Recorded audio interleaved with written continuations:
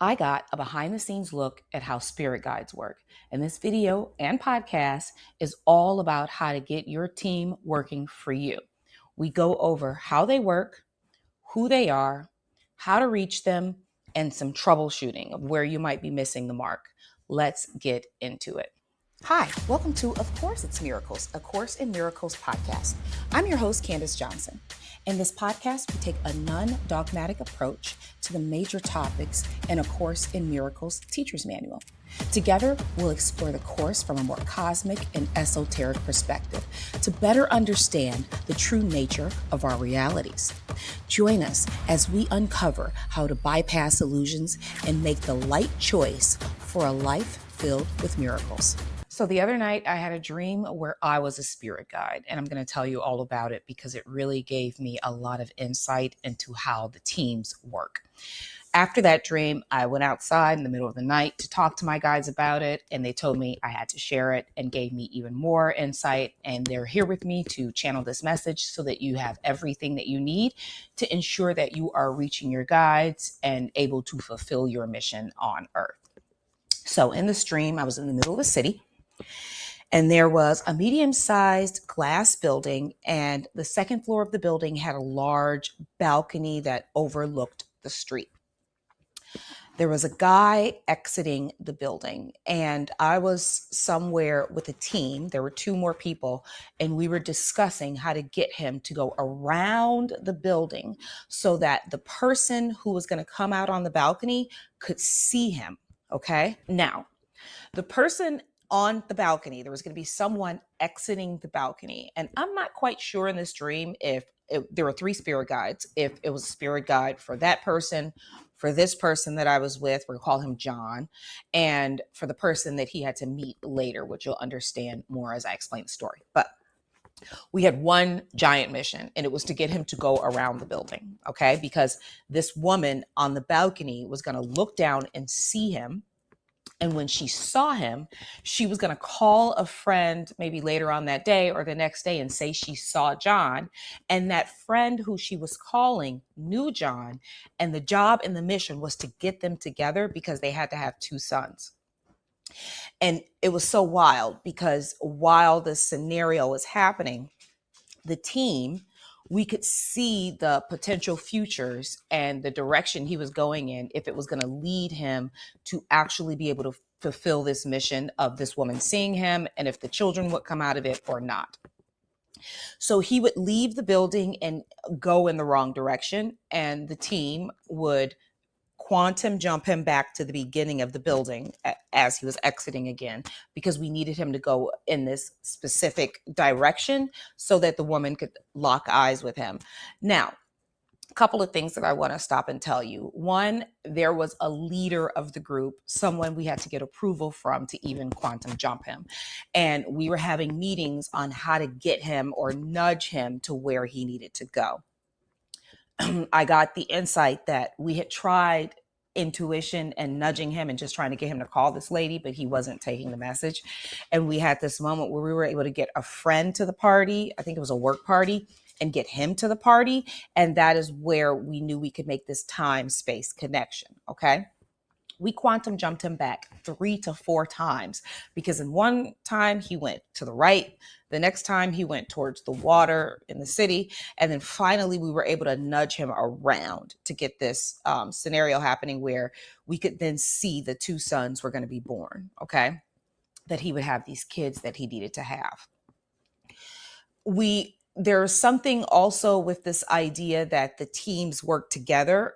So it might have been us meeting with the team of the woman on the balcony and with the person from the woman he had to call. And all of us were collaborating to get this done.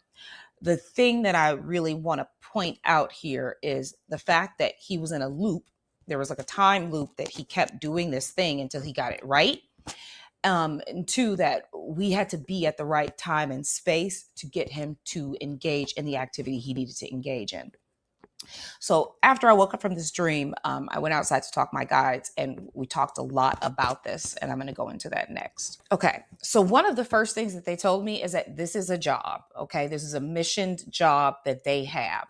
So if you can imagine that you are in a dream of this reality where you're on earth and you have a mission to fulfill, they are in a dream that they are helping you with this reality on earth. And there may be guides, they're saying there are guides that help them help you, and that there is a hierarchy, and that everyone isn't a guide, that you may be in your, let's say, potential reality that you cannot see. So ancestors, for instance, all of them are not guides, but there are people who have gone through training, that actually are here to serve your highest mission.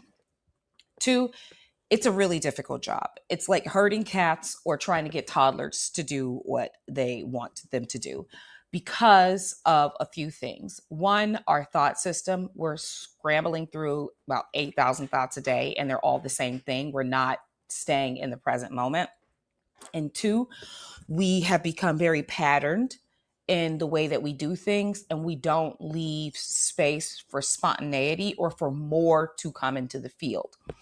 They say they speak to us, and try to get message to us through nudges, through intuition, through thoughts that come in when your mind is clear, through billboards, through animals, through the internet. And they say they do work through social media, but because it's such a messy field, it usually doesn't work as well, because you might get the message that they're trying to tell you, but then you just keep scrolling and you don't stop to like ingest it or take it in to utilize it later. So social media is too noisy for them to use it properly. But through television shows, through books, all of the ways that they can reach you, they're trying to reach you. Okay.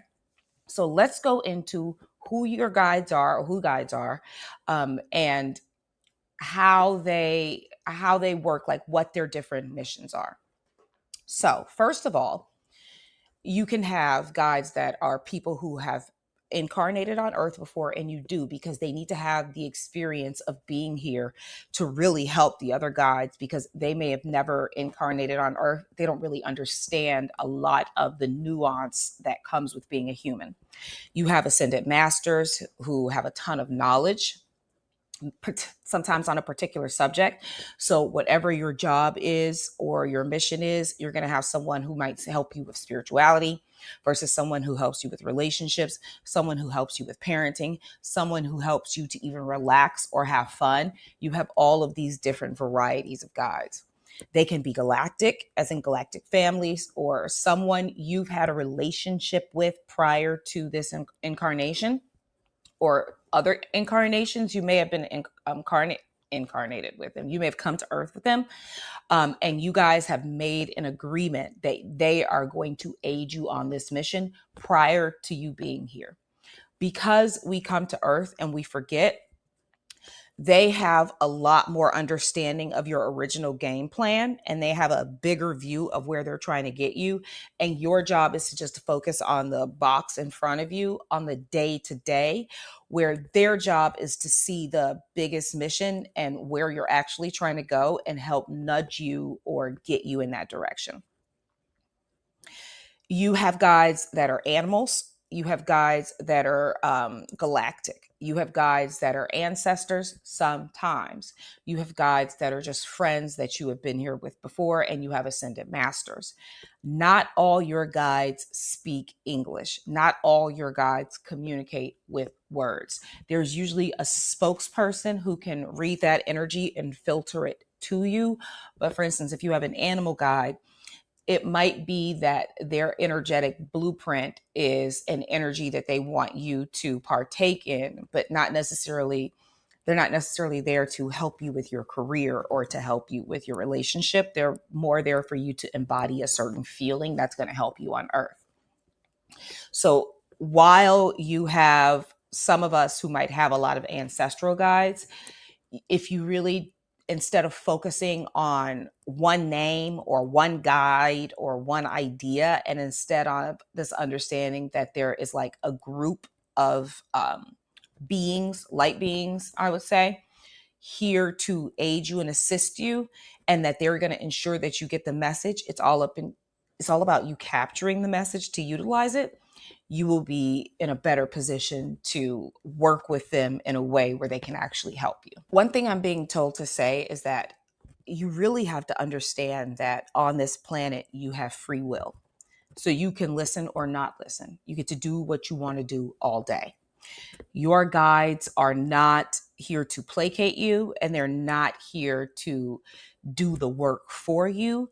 They have a very direct mission, which is to specifically get you to where you need to be, but it has to be with you have to want to go there. Okay. So if you're not wanting to do it, then they can't really force you to do it. If you're asking for money, your guys are not going to go rob a bank and throw it into your account. They're going to give you the information that you need to fulfill the requirements so that you can get the abundance that you're asking for. And they're saying that, like, if they were to do all of the work for you, it would limit your power. It would disempower you because you have all of the ability to do everything that you need to do. And it would be insulting to you for them to treat you like a baby when in reality, you can do it. They're here to help you, but you have everything that you need here and they can see that. If you stop and think about it, where if you can only see this field, they can see all of the potential future outcomes that could be present based on what you're doing now. And they don't have the same view of you or Earth or your mission or this environment that you do. Just to give you an example, when you are tied up in your fears, okay, they can see that you are tied up in those fears. They can see the energy showing that you are tied up in those fears. And a lot of our guides will push us towards those fears, or allow, it's not even allowing, they want you to go through the experience of experiencing those fears so that you realize that you still survived. It gives you the strength to go further, to go through it. It gives you the confidence to know that it wasn't the worst thing that happened to you, so that you can get back on task. They say that they fulfill your needs, not your wants. Your wants are based on past experiences or traumas, fear, and societal expectations, and they don't necessarily fit into your needs, nor will they get you what you actually need to fulfill the mission. As an example, you really, let's say, want a boyfriend or a partner, okay? And that seems to be your primary focus. And they're saying that might not be what you're supposed to be doing right now, or that there are steps that are going to happen before you meet your partner, like you get this certain job or you move to this certain city, that are just as important as that. And if you can surrender to the experience that you're in now, you have a much better chance of everything working in your direction, instead of trying to force the energy where you want it to go, but it doesn't necessarily need to go. And they're saying that we get so compounded by these fears and these false beliefs and these ideas of what we think we need on earth when they're really just wants. And if we can instead examine why we feel so passionately about it and look at where that information might actually be coming from, we would find that it's probably based on insecurities and not understanding your value or feeling lonely. It's not necessarily what is required for what you actually need to do. Here's some techniques that are going to help you better recognize and actually communicate with your guides. So, first of all, they're saying we're not in the past and we aren't in the future. The future is not solid. It's really liquid and fluid, and it's based on what you're doing in your current present moment of how the future looks. You have to stay in the present moment to hear us. That's the only place we are in and the only place where we can deliver messages. They're saying if you actually try to go towards silence, you have a much better chance of hearing the messages as they come in and learning to follow your intuition and knowing the difference between fear loops and thought loops and actually us. So, for instance, again, I'm going to go back to this idea of like a boyfriend, okay, or a partner. If you are if you're thinking about your ex all the time and it's almost obsessive, that's not them. That's based in fear. And they say if you feel it in your heart and like your heart is thumping when you have this going, or it's like your head is heavy, that's not them. They say they speak through the stomach, they speak through intuition, they speak at random moments. So they're trying to catch you in a moment where you are quiet or still, or like when you're driving and you're really just focused on one thing, and you're not really in thought spirals or fear spirals or loops. They have a better chance of you hearing them.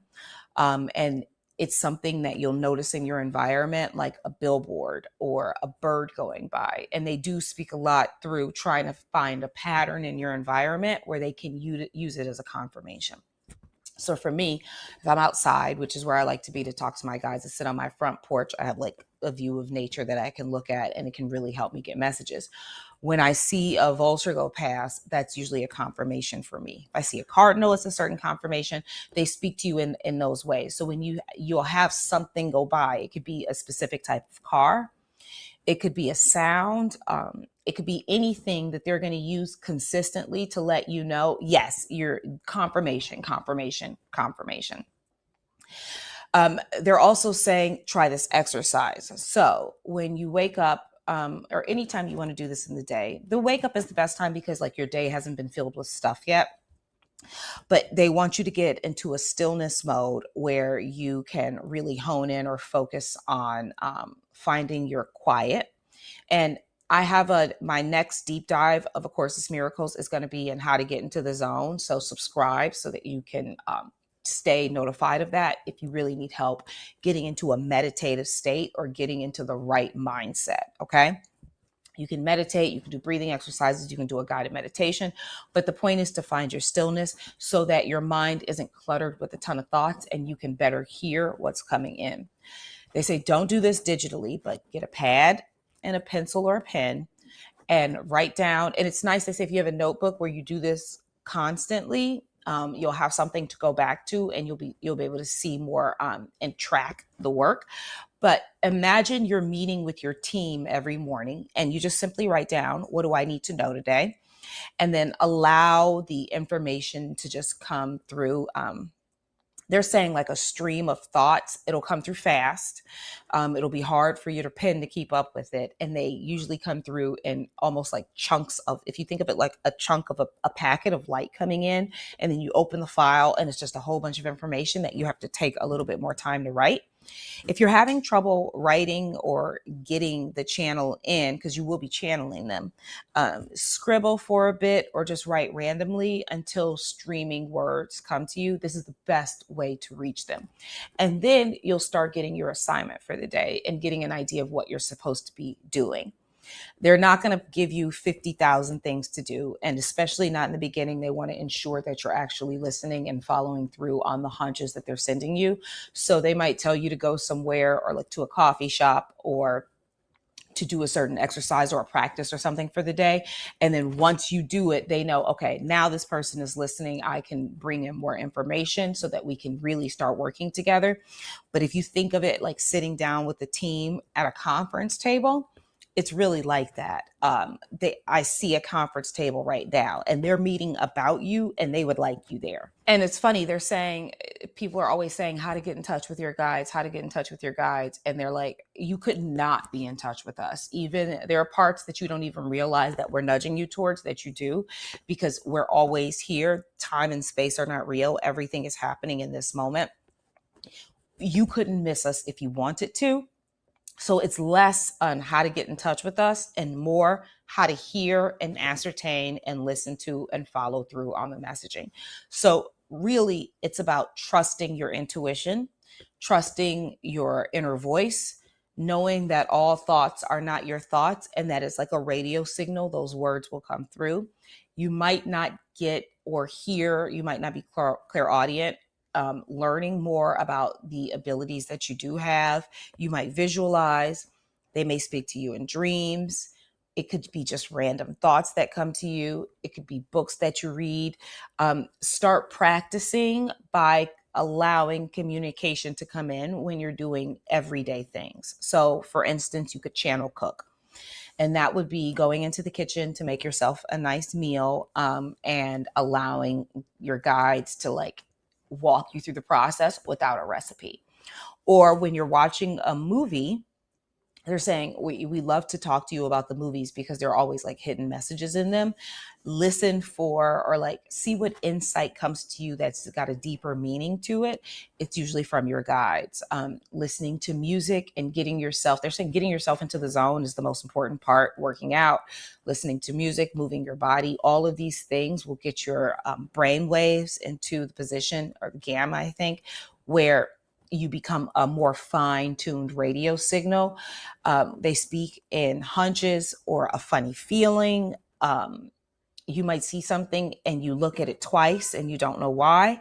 Uh, or it might make you laugh, or it might feel like they're saying a coincidence is like coinciding moments. That's them. They're also saying that when you go to like dinner parties or you're meeting with friends and they bring up something you've been thinking about a lot and it kind of fits with your situation, those are echoes of God. Those are moments where there's a lesson being taught to you that someone else might have had gone through the experience of, that you get to learn from without having to go through the experience of yourself. So when other people come to you to talk about something specific that feels like it's in line with what you are going through, listen very carefully and with a special ear, because that's a message for you as well. And almost like the people in our environment are having these experiences so that we don't have to have the experience. And sometimes we're having the experience so that they don't have to have the experience. And our job is to continue to share them, so that it's like reaching out to one giant group and allowing one person to be the messenger instead of each of us having to do it on our own makes the job easier. So let's go into some troubleshooting about why you might be missing their messaging. Okay. So a couple of things you need to know here. They're saying the reason we don't like to give names all the time, unless we give a group name, everyone doesn't need to know a name, because you might think that this guide is working on this mission when they're really working on this mission. And it would be like calling, and this is the same reason why they say be careful with your ancestors. Not that they're not there to provide you mostly with unconditional love, and to help you as you go through family trauma, to help clear those traumas up. They're not always guides. And it would be like calling your aunt who's had 3 bankruptcies and absolutely no money and asking for financial and accounting advice. You could be going to the wrong guide for something that is really not their forte and it's not what they do, when in reality someone else might be better equipped for that job and you don't necessarily know how to reach them. So instead, if you focus less on a specific person or a specific idea of who you think it is, and instead reach out to your messenger and say, can you like pass this along to the person that needs to know it? You have guides that come and go because they've reached you or they've gotten you to a point that you needed to be at. So some guides will be there forever and have been for many lifetimes. Some guides are only here to get you to point A to point B, and then they move on to another mission. So you're going to have rotating guides coming in and out, which is what another reason why they say don't get so specific and honed in on names. It's all energy, and we're all here to facilitate in helping you. So it'd be more important for you to get all of the messages instead of trying to fixate on one or another. Okay. Some of us have major ascended masters as our guides. If you are a Course in Miracles student, you work with Jesus. That is what we came here to do. That is why we're in the teaching that we're in, and that is who we work with primarily. That doesn't mean your other guides are not doing the same thing. They all come from source. Okay. But there's also this other thing where some of your guides are trying to get you. They're saying, we hone in on so much because of capitalism. We hone in so much on thinking that every single thing that we're doing should be transformed into money.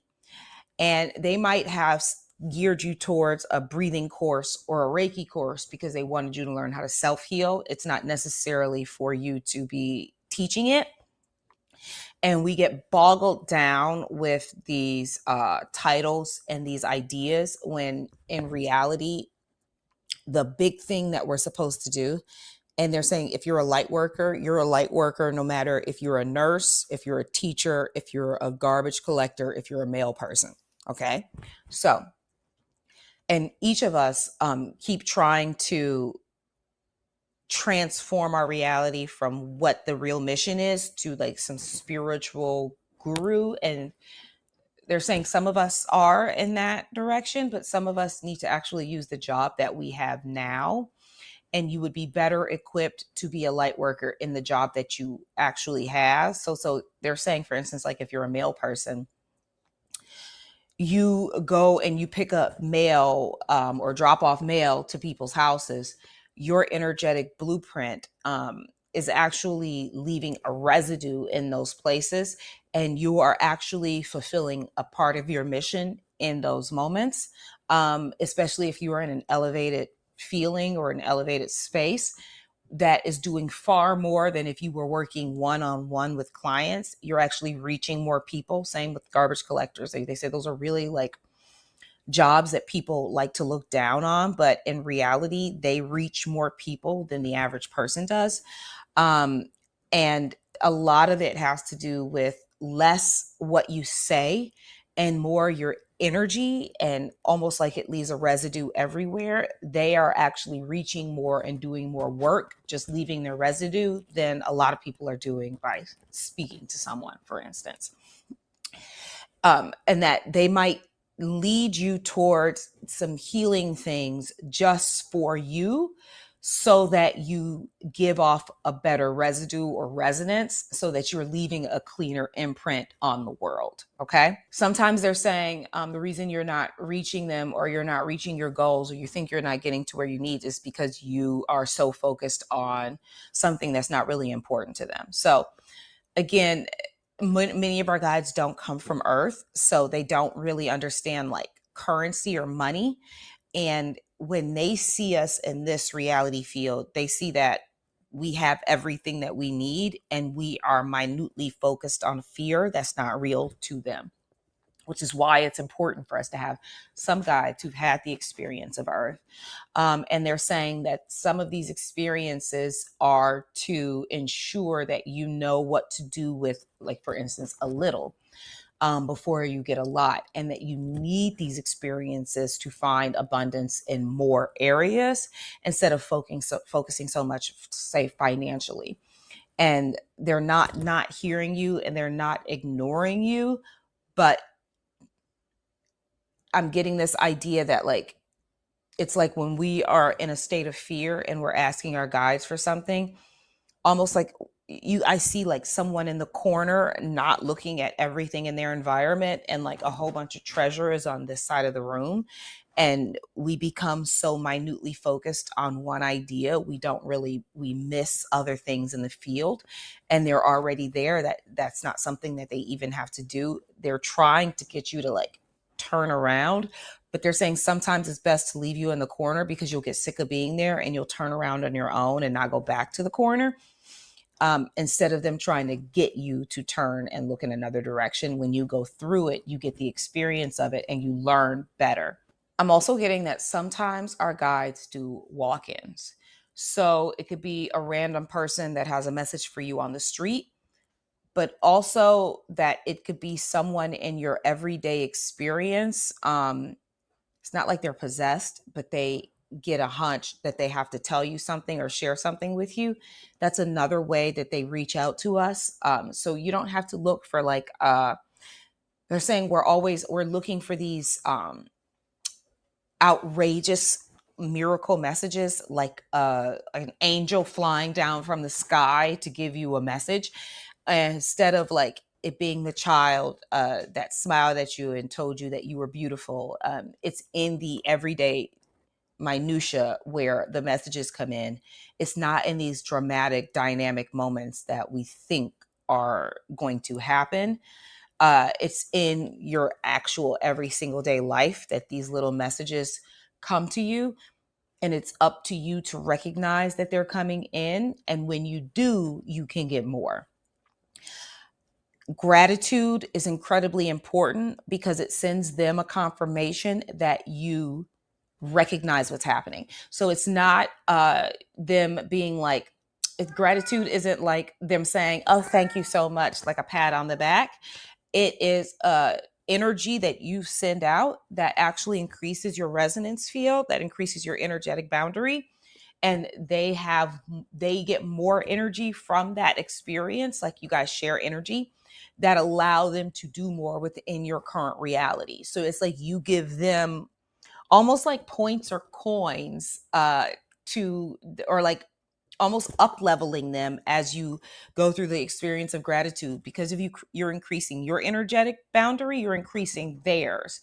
So when you notice that they have communicated with you, that they have told you something and it actually came true, or it actually went through in the way that they talked about, showing gratitude almost like gives everyone a promotion. Okay, that's what they're saying, it's a promotion.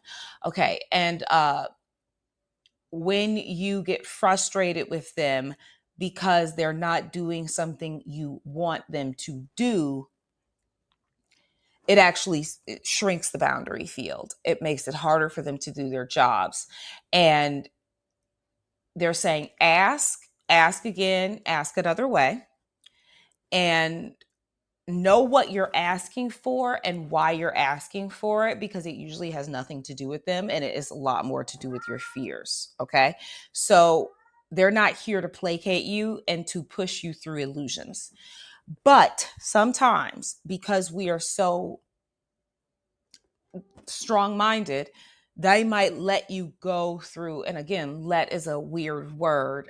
They might have an opening or allow or like create an experience with you, co-create an experience with you where you can go through a situation that you're not supposed to be in, just to get you to stop obsessing about it, so that you can then get back to what you're supposed to be doing. And then they're telling me I have to mention the time loops. So when I was telling you about the dream, he kept going back to the front of the door. If you feel stuck in life, those are loops. And a lot of the times you get stuck in these loops where you can't expand because you're not moving in the right direction that is required for them to take time and space together, which is what their job is, to work with the conscious energies of time and space. They find places to merge those energies together so that these divine experiences can happen. But if you don't, let's say, leave the house and they need you to meet someone at a coffee shop, you'll stay in a loop until you make that next move. And they say it doesn't even have to be a coffee shop. Sometimes it's just like going with these small nudges of like going to do something, or making a left instead of a right, or going to this grocery store, because it's like following your excitements. And then they have the ability to allow all of these other puzzle pieces to merge together, because it takes more than just you. It's not just you in the environment that has to get it done. And they say go back to the dating experience. A lot of people like use Tinder they're trying to find their mate, and it doesn't work for everybody, right?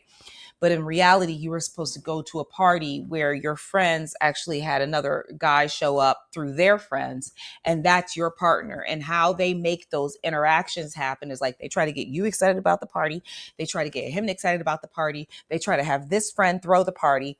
And all of these different parts have to come together. And you've got team here, team here, team here, trying to merge all of these experiences together so that you can fulfill the next part of your mission. And everyone has to be in agreement. If you decide you don't want to go that day just because you don't feel like it, even though you were excited about it an hour ago, what are they supposed to do? Right? They might make it so that your friend sends you 4 more messages, but it really comes down to your free will and deciding where you're going to take a chance and do something, or where you're not. All right, that is all that I have for you today. Let me know in the comments if you know who your guides are, if you're working with your guides, or if you have any questions about spirit guides, some things that I may have missed. I'm Candace with Of Course It's Miracles, A Course in Miracles. I want to thank you guys for listening. Like and subscribe. Again, we're going to go into the next deep dive, which comes out every second Wednesday of the month. It's all about how to get into the zone so that you can better hear from your team. Okay. Have a fabulous day. Thank you.